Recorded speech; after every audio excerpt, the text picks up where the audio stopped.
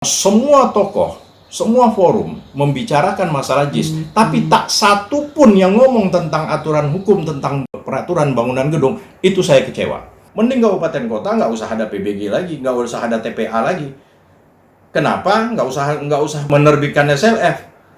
Toh bangunan sebesar JIS saja, tidak satu pun tokoh di negara ini yang membicarakan tentang peraturan bangunan gedung.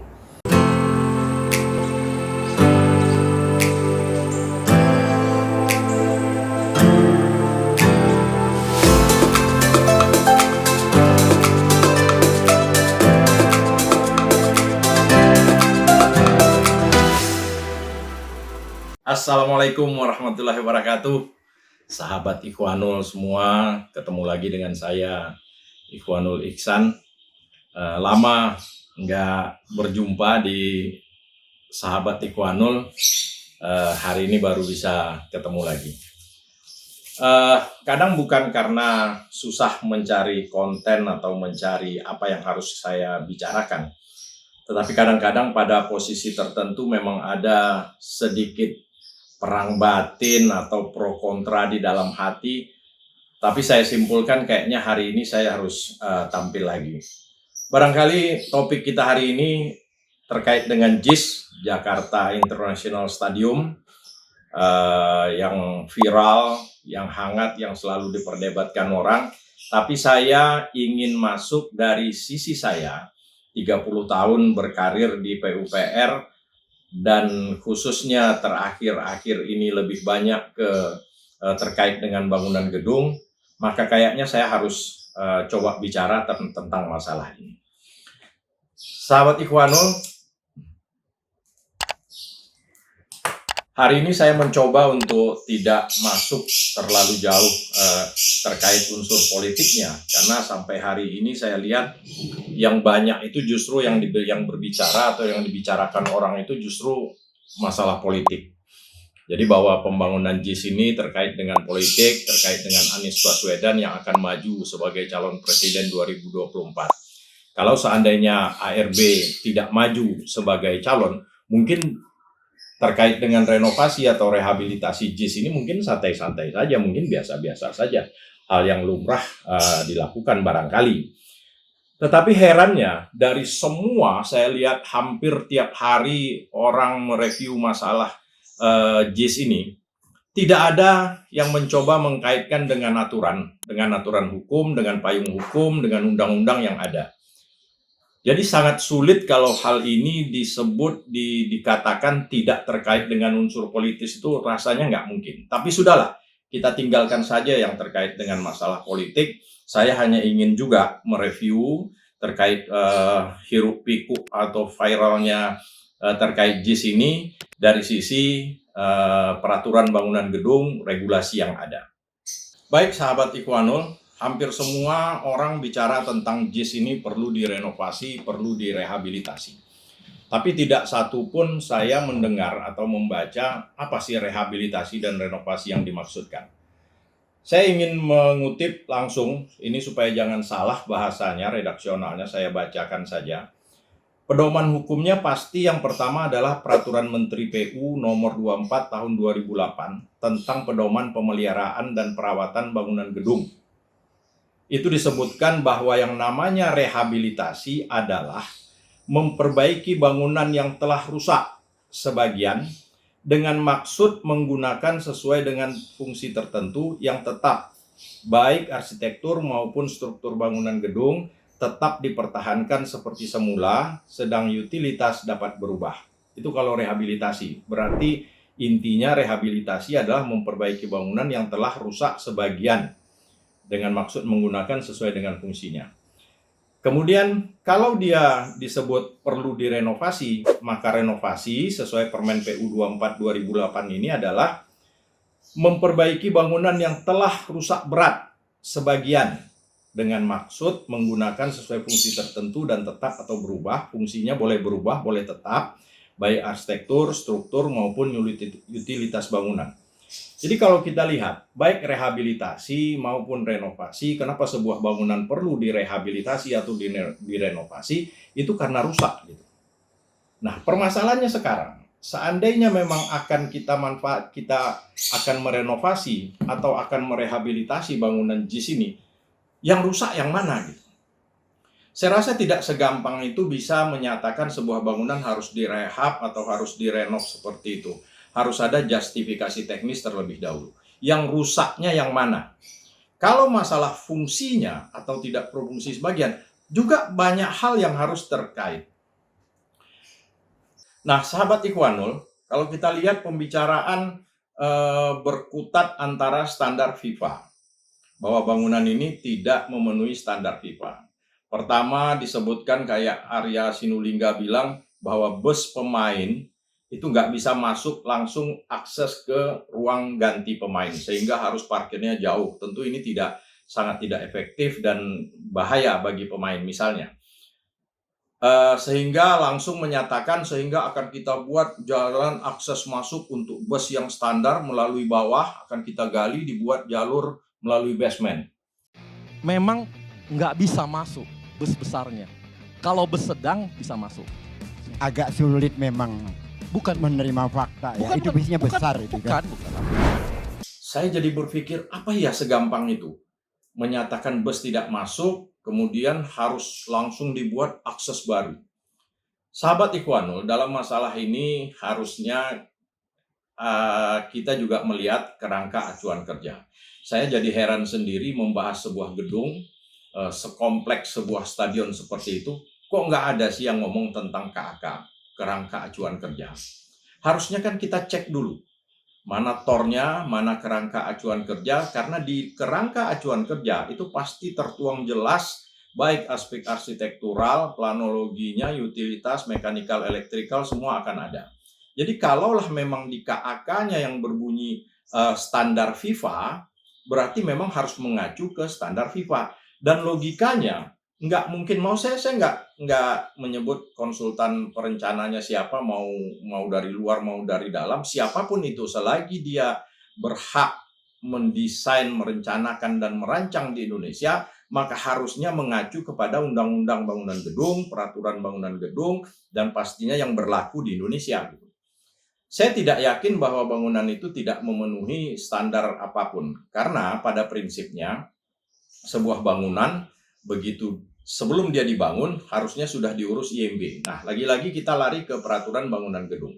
Undang-Undang Bangunan Gedung 28/2002 itu menyatakan harus ada IMB atau yang sekarang disebut sebagai PBG, Persetujuan Bangunan Gedung. Nah, yang tidak pernah disinggung orang, apakah JIS sudah punya persetujuan bangunan gedung atau yang dulu disebut IMB? Karena ketika PBG diterbitkan, berarti semua aspek perencanaan itu harusnya sudah oke, sudah clear. Karena persetujuan bangunan gedung pastinya diperiksa oleh dinas teknis terkait yang bertanggung jawab terhadap adanya bangunan gedung di Kota Jakarta. Apakah itu arsitekturnya, apakah planologinya atau mekanikal dan lain-lain, semua diperiksa. Kemudian selain itu, untuk sekelas bangunan sebesar JIS ini, harusnya tidak hanya dinas teknis saja, tapi juga melibatkan yang namanya TPA, Tim Profesi Ahli, yang dulu namanya TABG, Tim Ahli Bangunan Gedung. Nah, di dalam Tim Ahli Bangunan Gedung, TABG, atau yang sekarang namanya TPA, itu berkumpul semua ahli-ahli yang sangat kompleks. Ada arsiteknya, ada sipilnya, ada ahli elektrikal, mekanikal, semua menghitung, semua ngecek, semua melihat dengan standar-standar yang ada. Apabila ada yang tidak memenuhi saja, pasti PBG-nya tidak akan keluar gitu. Kalau tidak memenuhi struktur atau arsitektur, pasti tidak akan ada persetujuan bangunan gedung. Dengan terbitnya persetujuan bangunan gedung, ini dalam arti kalau PBG-nya memang ada dan wajib, dan saya rasa memang mestinya ada, rasanya tidak akan mungkin lagi bangunan ini bermasalah. Kalau bangunan ini bermasalah, tidak memenuhi syarat dan lain-lain, nggak bisa ujuk-ujuk langsung diperbaiki, nggak bisa. Menurut saya TPA harus bertanggung jawab. TPA-nya juga harus diperiksa. Apakah bangunan ini kalian periksa? Apakah bangunan ini benar-benar dicek keseluruhan gitu? Apakah bangunan ini tanpa ada proses mekanisme yang berlaku, tahu-tahu langsung dibangun misalnya gitu? Jadi nggak segampang itu. TPA harus dicek. Harus dipanggil siapa TPA yang mengecek, yang mengurus bangunan JIS.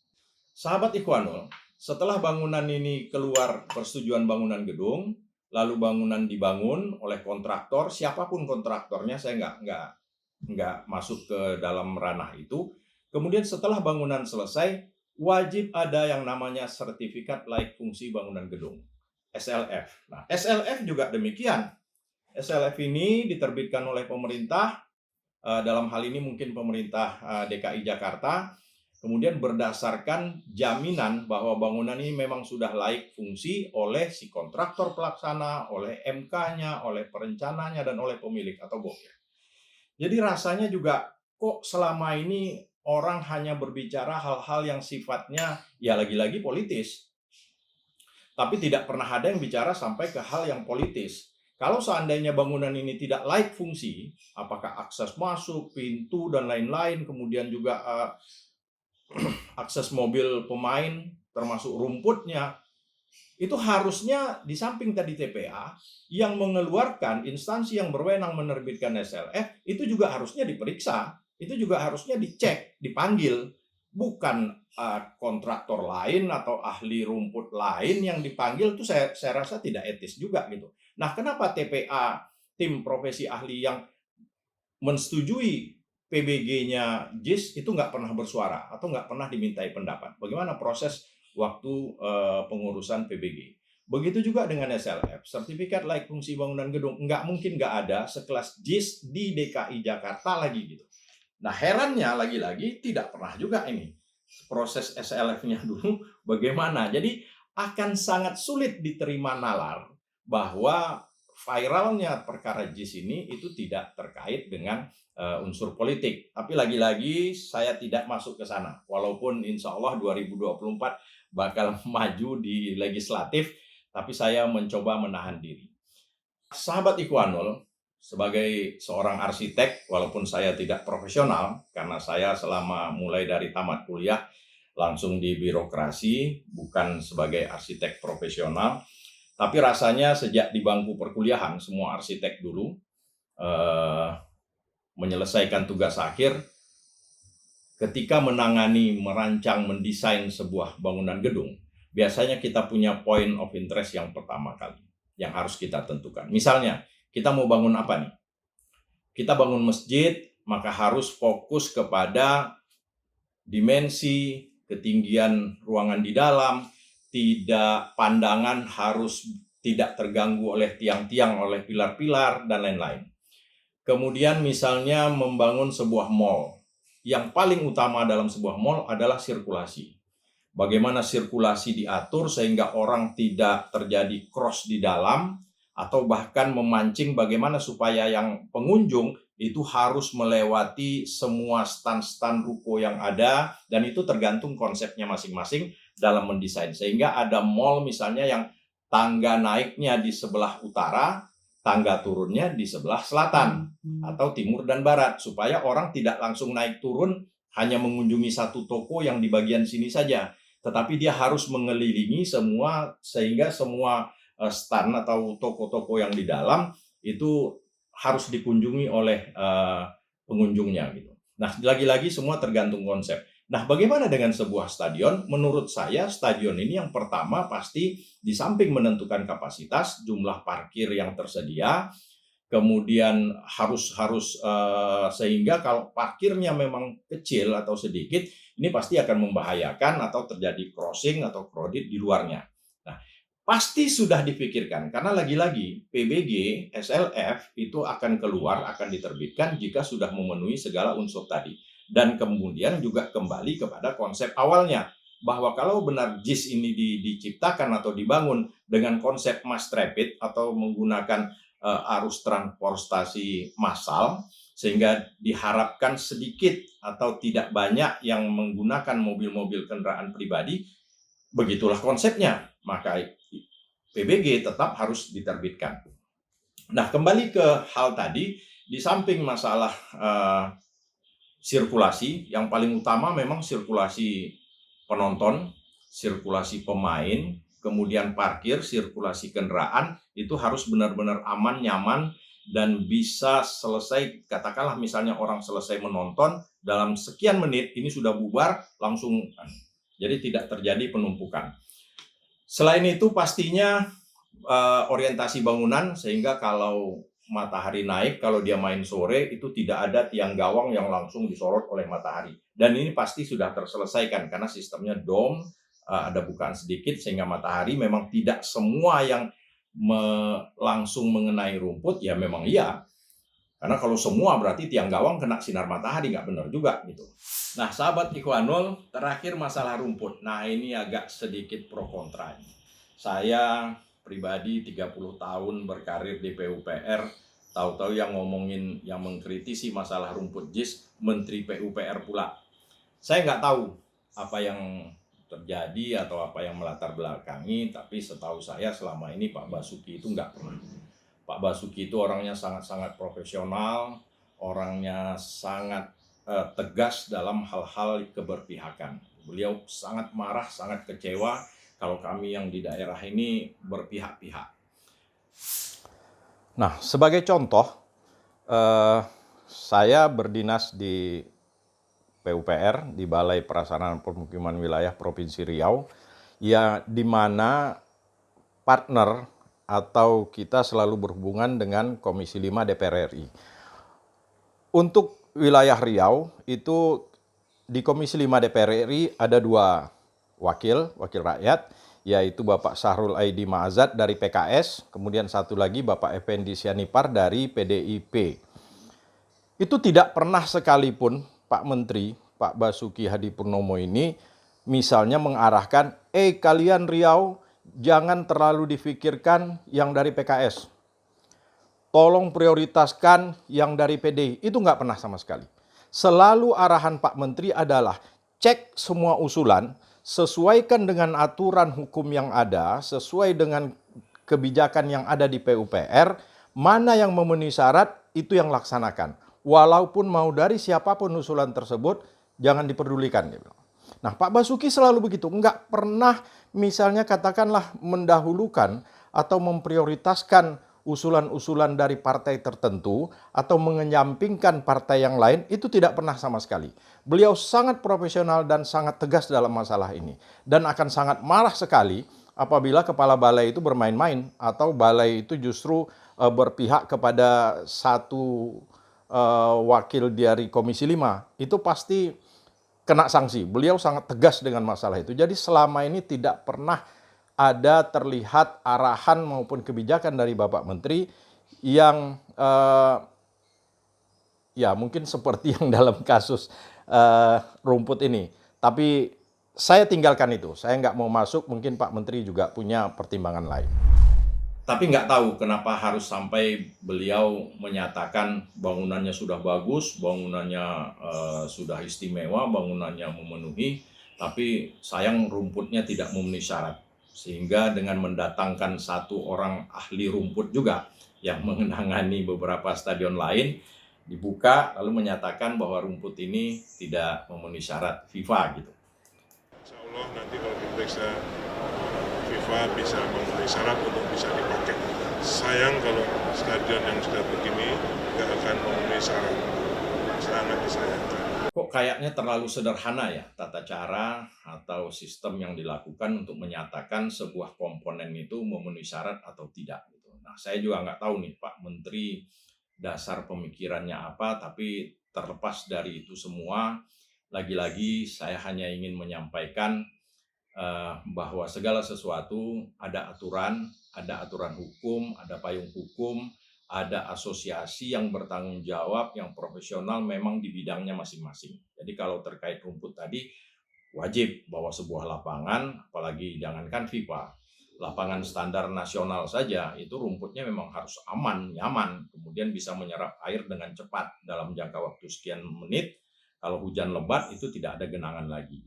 Nah, saya pikir ketika JIS ini akan dibangun, sebesar ini stadion, kalau nggak memikirkan hal-hal yang seperti itu waduh, jelek sekali pastinya. Dan pasti saya yakin sekali bahwa ini sudah terpikirkan. Jadi terlepas dari itu semua, saya hanya ingin menyampaikan bahwa dalam melihat masalah JIS ini, viralnya masalah Jakarta International Stadium, alangkah baiknya kita juga kembali ke regulasi, ke aturan hukum yang ada. Karena Indonesia ini memang negara hukum dan segala sesuatu ada dasar hukumnya, ada payung hukumnya.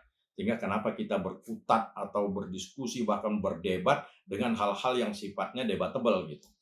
Apalagi kami yang selama ini bekerja di daerah, di Kementerian PUPR, khususnya saya di Cipta Karya, yang setiap hari selama ini, tanggung jawab kami adalah mensosialisasikan undang-undang bangunan gedung, peraturan bangunan gedung, kemudian mensosialisasikan apa itu IMB, apa itu PBG, apa itu TABG, apa itu TPA gitu.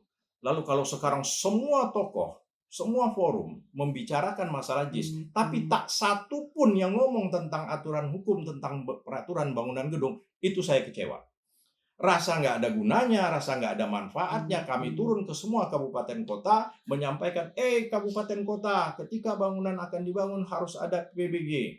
Membuat PBG persyaratannya harus ada syarat administrasi, syarat teknis, syarat ini. Kabupaten kota, ayo segera bentuk yang namanya TPA, tim profesi ahli, yang dulu namanya TABG, membuat SK. Lalu kalau memang mereka tidak dimanfaatkan, atau kalau JIS ini hanya dibicarakan tentang rumput lah, akses, sirkulasi dan lain-lain, tanpa mundur ke belakang, melihat dulu proses mekanisme pembangunannya bagaimana. Lalu untuk apa kita selama ini mensosialisasikan ke kabupaten kota? Mending kabupaten kota nggak usah ada PBG lagi, nggak usah ada TPA lagi. Kenapa? Nggak usah bentuk menerbitkan SLF. Toh bangunan sebesar JIS saja, tidak satu pun tokoh di negara ini yang membicarakan tentang peraturan bangunan gedung.